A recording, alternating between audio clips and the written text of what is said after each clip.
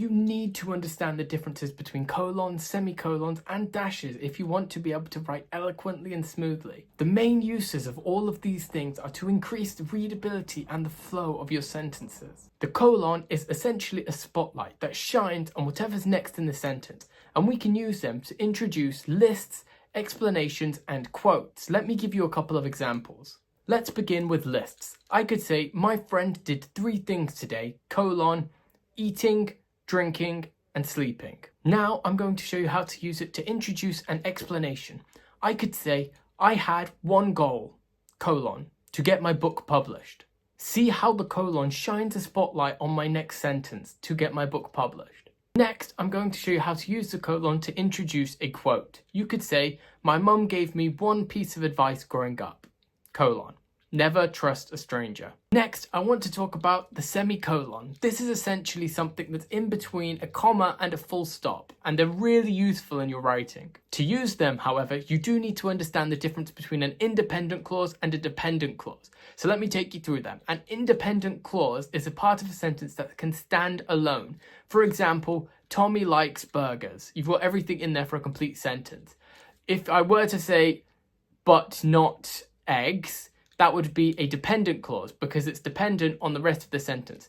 Tommy likes burgers but not eggs, because not eggs cannot stand as its own sentence. Why this is relevant is that you can use a semicolon to separate 2 independent clauses, and most often you would use one instead of a full stop because the things you're talking about are more closely related together. Let me give you an example. I loved riding bicycles, semicolon, I hated skateboarding. You see how the 2 things are closely related, so I might not want to use a full stop, but I can use the semicolon to connect both of these clauses. And if you took either side of that sentence, both of them could be their own individual sentences if they wanted to. If you had used a comma instead of the semicolon here, you would create something called a comma splice, which I won't go into too much here, but essentially it is a mistake in grammar and it's not something that, is looked favorably upon. Now, another way that we can use semicolons is to separate lists, especially long, complicated ones that use lots of commas as well. And an example of this might be, today I went shopping and bought 3 large rounded eggs, semicolon, 4 yellow hairy oranges, semicolon, and 3 pink shiny grapefruit. You see how the semicolons are used to break up the different items in the list, because if I'd use commas there instead, then there would just be a million commas because I've also got commas separating the different adjectives. So this way it becomes a lot clearer what you're trying to say. Finally, I'm going to talk to you about dashes, which is actually the more complicated of the 3 because it splits into both em dashes and en dashes. First of all, en dashes are the more simpler of the 2. They're the ones that are used to separate things like numbers, time.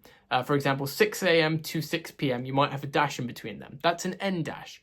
Or pages 136 to 139, you'd put an en dash in between them. To understand the em dash, we need to first be familiar with parentheses.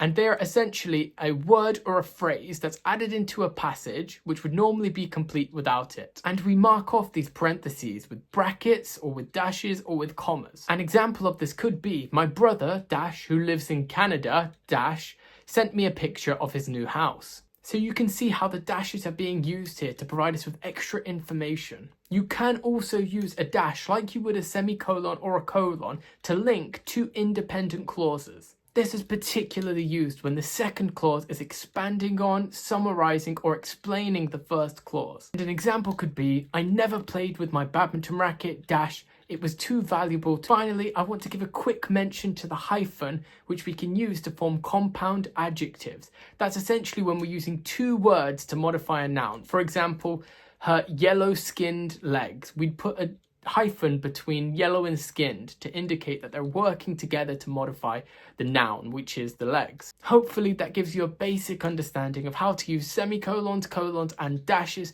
If you do have any other questions, please do leave them below and give a like and subscribe if you enjoyed the video.